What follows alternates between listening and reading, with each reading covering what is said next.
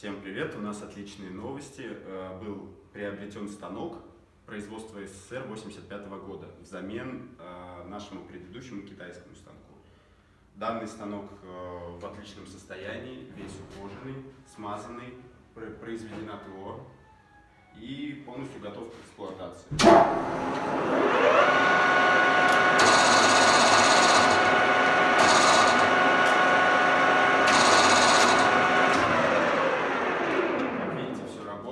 Данный станок будет применяться для починки карданных валов и рулевых рейк. Всем спасибо, всем пока, хорошего настроения.